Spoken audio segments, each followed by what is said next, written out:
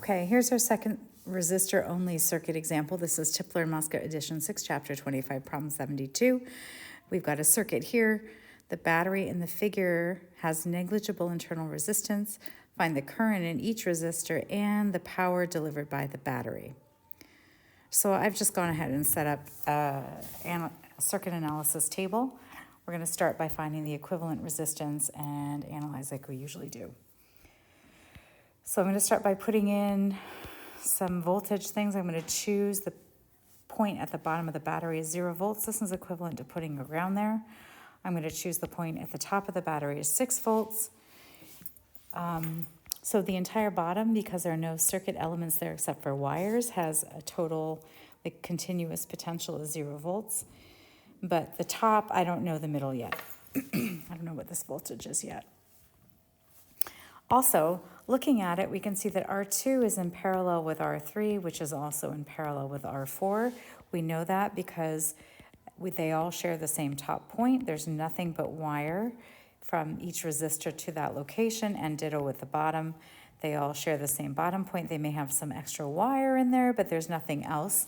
So they are all in parallel, and that means we can find the equivalent resistance by adding the inverses of everything. So this is going to be 1 over 2 ohms plus 1 over 2 ohms plus 1 over 4 ohms, all reinverted.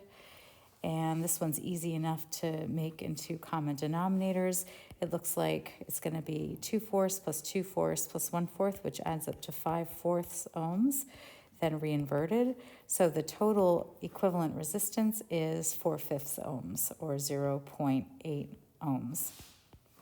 So I can go ahead and put that in the table, 0.8 ohms. It's a good thing this battery has no internal resistance, because that is a really tiny, it's going to be a small resistance, and actually jumped the gun.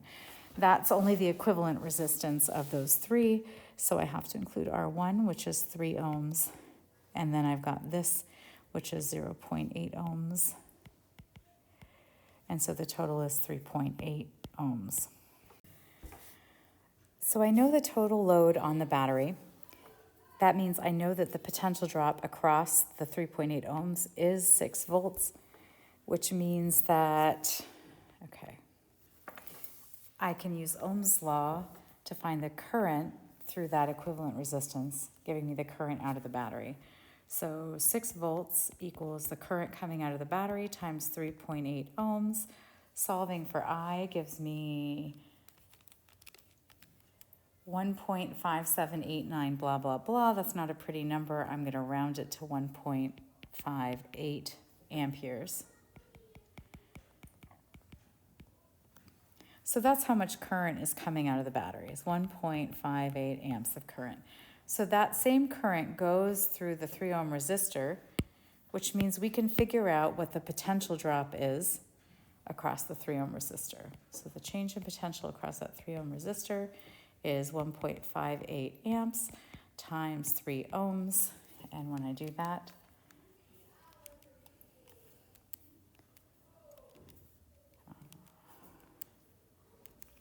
I get 4.74 volts. So 4.74 volts, which is fine. And that means, if that's 4.74 volts, that I know that it's 6 minus 4.74 volts, which gives me 1.26 volts at the top of R2, R3, and R4. And so I automatically know now, using conservation of energy, that these three all have the same potential drop of 1.26 volts. So if you want to write a Kirchhoff loop equation proper, I haven't been doing it, I've been doing it in my head, loop equation. So you take one, let's see, so we're going to start at the battery. I'm going to go around one closed loop like this. Here's my closed loop. So I would say the potential drop across the battery plus the potential drop across R1 plus the potential drop across R2, and then I've got wire, had better add up to 0. Okay, and then I do it in the correct direction. So if I go across the battery, I'm going from a negative potential to a positive potential, so that's plus 6 volts. Then when I go across the resistors, the high potential side is where the current goes in, and the low potential side is where the current goes out. So this is the high side, that's the low side. That is because the electric field is what's pushing the current, and the electric field points from high to low potential. So you can always label the high and low sides. So I'm going to have a minus potential drop across R1, and then minus a potential drop across R2, and that better add to 0. So I'd solved for the potential drop across R1.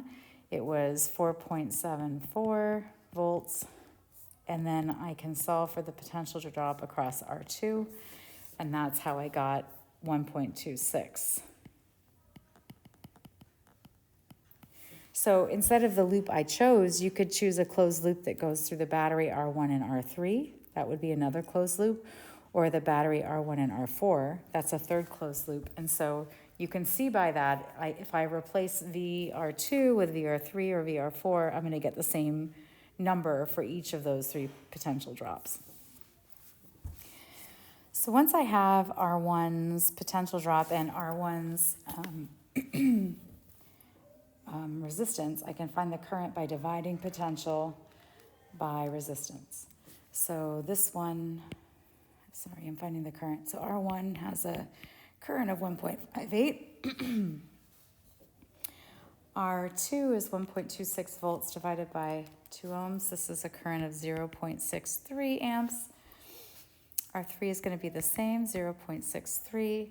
And then R4 would be 1.26 volts divided by 4. So V equals IR. I typed it in wrong. 1.26 divided by 4. So this is 0.32. And you can check, right? Current in equals current out. So at the junction in between R1 and the other resistors, we have 1.58 amps of current coming in, and then the 3 out of the junction had better all add up to what went in. Otherwise, we're violating conservation of charge. This is an example of the Kirchhoff junction law. So 0.63 times 2 plus 0.32 is 1.58. So that junction law works. Finally, we want to find the power delivered by the battery. You can find that total power by looking at the power of our equivalent. Power is the current times the potential difference, because unit-wise we have coulombs per second times joules per coulomb. So the coulombs cancel. This tells you how many joules every second is being produced by the battery. So since I know 1.58 amps times 6 volts, I get a power in watts of 9.48 watts. And if you look at the power dissipated in each of the resistors, that should add up to 9.48. So I can calculate all these powers.